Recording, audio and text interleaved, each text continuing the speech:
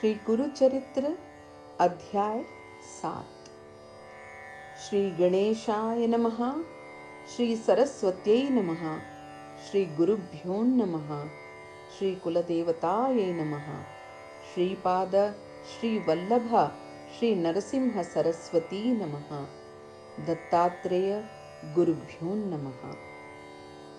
नामधारक शर्मा ने सिद्ध मुनि से पूछा, है दैविक गुरु, कृपया मुझे यह बताइए कि भगवान जब साधुओं के उद्धार के लिए मानव रूप में प्रकट हुए थे तो वे कुरवरपुर से लुप्त कैसे हो गए? सिद्ध मुनि ने कहा, भगवान दूसरे मानवीय रूप में आना चाहते थे और इसीलिए उन्होंने अपने पहले रूप अर्थात श्रीपाद के रूप के शरीर को त्याग दिया। अब ध्यान से इस कथा को सुनो। कुरवरपुर ग्राम में कृष्णा नदी के तट पर एक वेद शास्त्र संपन्न ब्राह्मण और उनकी पत्नी अंबिका रहते थे। उन्हें एक पुत्र हुआ, परंतु दुर्भाग्यवश वह मंद बुद्धि और मूर्ख था। जब वह 8 वर्ष का हो गया तो उसके पिता ने उसका उपनयन संस्कार किया और गायत्री मंत्र की दीक्षा दी। मंद बुद्धि होने के कारण वह मंत्र का सही प्रकार से उच्चारण नहीं कर पाता था। इसीलिए हताश होकर जब उसके पिता उसे पीटने लगते तो उसकी माता को बहुत दुख होता और वे अपने पुत्र की ओर से मध्यस्थता करते हुए कहती, यह तो जन्मजात मूर्ख है, इसे मारने से हमें पश्चाताप के अतिरिक्त और कोई लाभ नहीं है। यदि आप फिर से बालक को पीटेंगे तो मैं कुएं में कूदकर अपने प्राण त्याग दूंगी। अपनी गलती को समझकर ब्राह्मण ने बालक पर क्रोध करना बंद कर दिया। एक दिन ब्राह्मण की मृत्यु हो गई। अब माता भिक्षा मांगकर अपना और पुत्र का पोषण करती थी। गांव के सब लोग पुत्र की निंदा करते हुए कहा करते थे, हे विद्वान ब्राह्मण के मूर्ख पुत्र, तेरा जीवन व्यर्थ है। तुझे अपना जीवन भिक्षा मांगकर व्यतीत करने का अधिकार भी नहीं है। तेरे लिए तो नदी में डूबकर अपने प्राण त्यागना ही अधिक उचित होगा। लोगों के ऐसे कटु वचन और अधिक सहन न कर सकने के कारण वह बालक एक दिन आत्महत्या के उद्देश्य से नदी की ओर चला। माता को यह जानकर अत्यंत दुख हुआ और वह भी पुत्र के साथ आत्महत्या के उद्देश्य से नदी की ओर चल पड़ी। उस समय भगवान श्रीपाद नदी में स्नान करने गए हुए थे। पुत्र को देखकर स्वामी ने कहा, हे ब्राह्मण, आत्महत्या न कर, नहीं तो तुझे आत्महत्या के साथ साथ ब्राह्मण हत्या का पाप भी लगेगा। फिर उससे तुम्हें कोई भी बचा नहीं पाएगा। तेरे लिए तो यही उचित है कि तुझे जितना भी कष्ट मिले उसे सहते हुए जीवन व्यतीत कर। कर्म भोग से ही दुख का निवारण होता है। माता ने तब भगवान श्रीपाद से कहा, हे परम पुनीत ऋषि, लोग मूर्ख बालक की माता होने के कारण मेरी भी बहुत निंदा करते हैं। वे मेरा चेहरा देखना भी पाप समझते हैं। मुझे जीवित रहकर क्या लाभ होगा? श्रीपाद को माता और पुत्र की दुख भरी बातें सुनकर उन पर दया आ गई। वे बोले, माँ, आत्महत्या से आप अपने पहले पापों में और पाप जोड़ लोगी और अगले जन्म में उसका फल भोगते हुए और भी अधिक कष्ट पाओगी।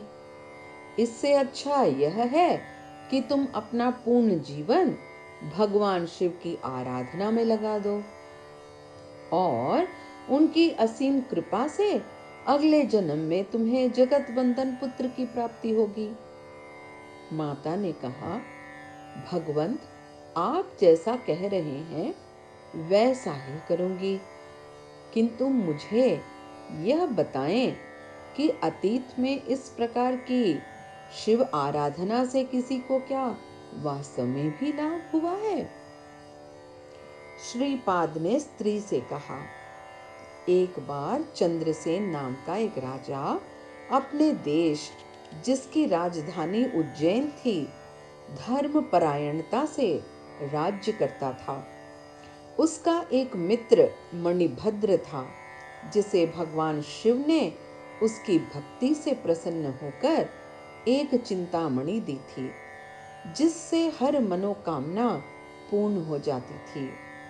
उस अनमोल बहुमूल्य मणि को पाने के लिए अनेकों राजाओं ने उज्जैन पर हमला कर दिया।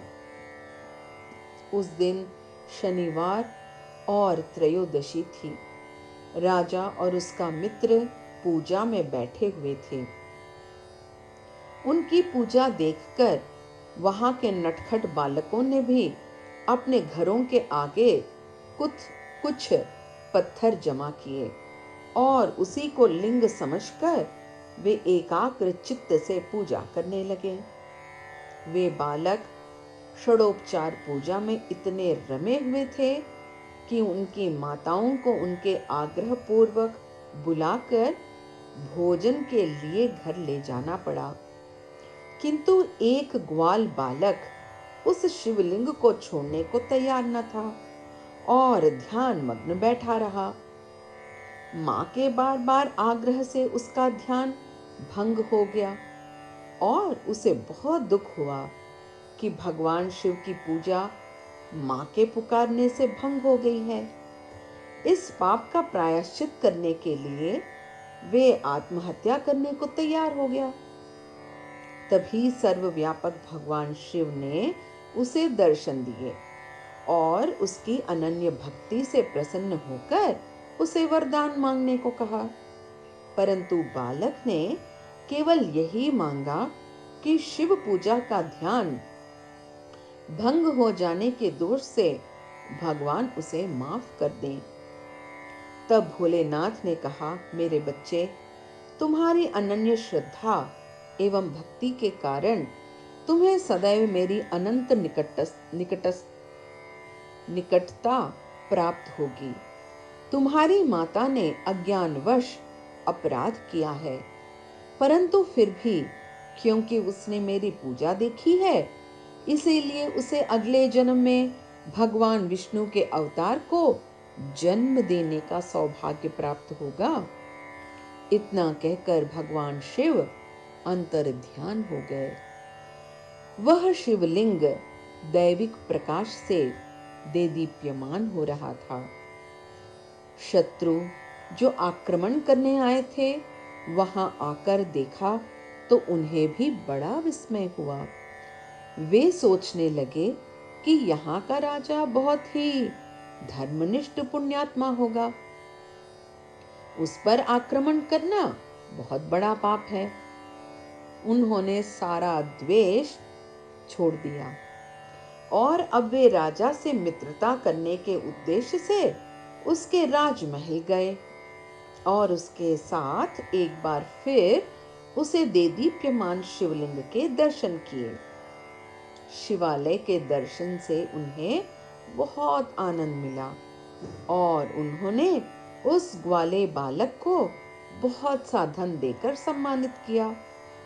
ग्वाले की माता अगले जन्म में यशोदा माता के रूप में जन्मी और भगवान विष्णु के अवतार अर्थात कृष्ण भगवान की मां कहलाईं।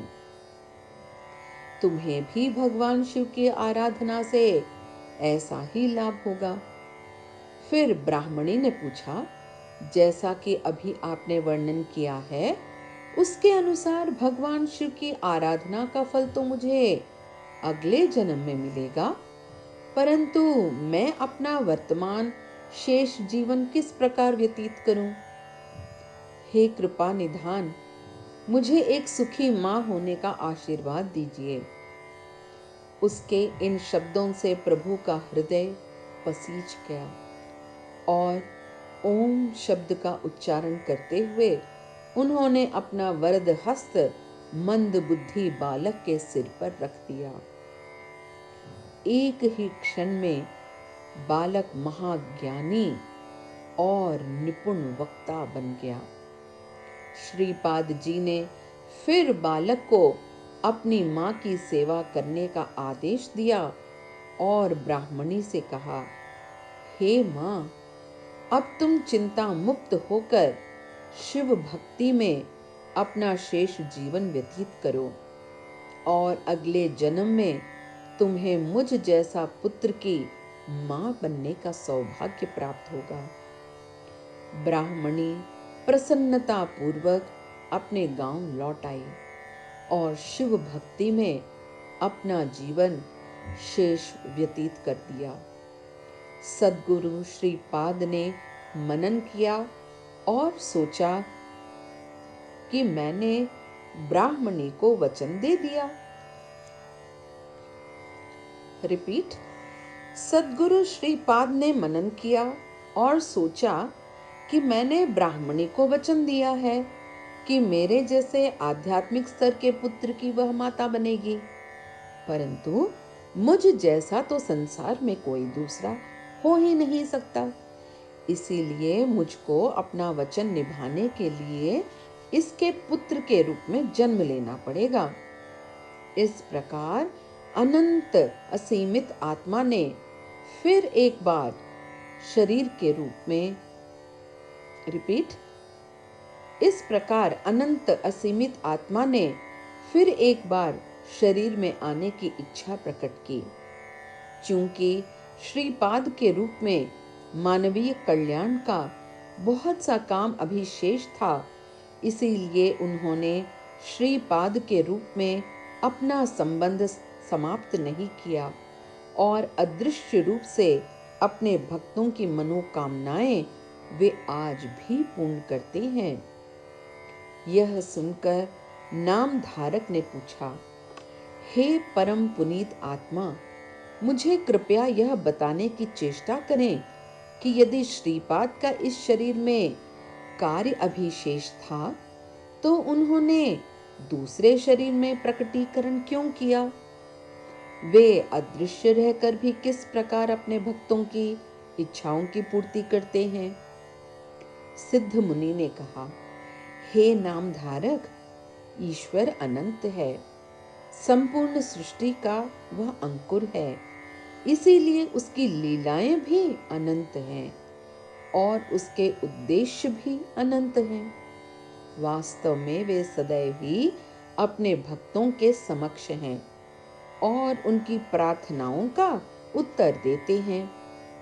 फिर भी वह उन लोगों के लिए अदृश्य हैं जो कलयुग के प्रभाव से अंधे हो गए हैं। अब मैं तुम्हें यह बताता हूँ कि वह अदृश्य रहकर भी किस प्रकार भक्तों की इच्छाओं की पूर्ति करते हैं। एक ब्राह्मण था जो कि व्यापार करता था। वह श्रीपाद का भक्त था। उसने संकल्प किया कि यदि वह गुरु कृपा से समृद्ध होगा तो वह अनेकों ब्राह्मणों को भोजन कराएगा। गुरु कृपा से उसे बहुत लाभ हुआ और अपना संकल्प पूर्ण करने के लिए वह बहुत सा धन लेकर कुरवरपुर की यात्रा पर निकला। रास्ते में बहुत से डाकू तीर्थ यात्रियों के भेष में उसके साथ हो गए और रात्रि के समय एकांत स्थान पर उसका वध कर डाला। उसी समय श्री वल्लभ स्वामी वहां प्रकट हुए और उन्होंने सभी डाकुओं को अपने त्रिशूल से मार डाला। उनमें से केवल एक डाकू बच गया और वही विनती करने लगा, हे कृपालु, मैं निरपराधी हूँ। ये लोग ब्राह्मण को मारेंगे ऐसा मुझे नहीं मालूम था। आप तो अंतर्यामी हैं, सब जानते हैं, इसीलिए भी सजा आप देंगे मुझे स्वीकार है। उस डाकू की बात सुनकर श्रीपाद ने उसे ब्राह्मण के मृत शरीर की रक्षा करने के लिए कहा और उसके सिर को धड़ पर लगाकर उस पर विभूति और तीर्थ का छिड़काव किया। ब्राह्मण सजीव होकर तत्काल ऐसे उठ बैठा जैसा कि गहरी निद्रा से जागा हो। उसी क्षण गुरु अंतर्धान हो गए। डाकुओं के मृत शरीर देखकर वह भयभीत हो गया और उसने पास बैठे जीवित डाकू से कहा, यह सब क्या है? किसने किया? तब उस डाकू ने सारा वृत्तांत सुनाया। ब्राह्मण को बहुत दुख हुआ कि उसके प्राणों की रक्षा के लिए प्रभु को कितना कष्ट उठाना पड़ा और उसे प्रभु के दर्शन भी नहीं हुए। उसने सोचा, मुझसे अधिक तो डाकू सौभाग्यशाली थे जिन्हें गुरु ने दर्शन दिए और मार डाला। यही सोचता हुआ वह कुरवरपुर पहुंचा और प्रेम पूर्वक उसने 4000 ब्राह्मणों को भोजन कराया और दान दक्षिणा देकर उन्हें सम्मानित किया। अपने सूक्ष्म रूप में भगवान ने ऐसी अनेकों दैविक लीलाएं की हैं, जिनके हृदय पवित्र हैं, वह आज भी गुरु के दर्शन कर सकते हैं। बाद में वे श्री नरसिम्हा सरस्वती जी के रूप में अवतरित हुए, परंतु सूक्ष्म रूप में वे आज भी कुरवरपुर में विद्यमान हैं। इसलिए यह स्थान बहुत ही पवित्र तीर्थ स्थान है। यहाँ पर रहने से ही लोगों को उन सभी पुण्यों का फल मिलता है जो कि विधि पूर्ण यज्ञ, दान, अनेक धार्मिक अनुष्ठानों और वेदों के उच्चारण से मिलता है। जो कहीं और भी रहते हैं वे भी उनकी कृपा के पात्र बन सकते हैं यदि वे एक चित्त मन से उनके दैविक नाम दिगंबरा दिगंबरा श्रीपाद वल्लभ दिगंबरा दिगंबरा दिगंबरा अवधूत चिंतन दिगंबरा का चिंतन करें। इति सप्तमो अध्यायः। श्री दत्ताय गुरुवे नमः। श्रीपाद श्री वल्लभाय नमः। श्री नरसिंह सरस्वत्यै नमः।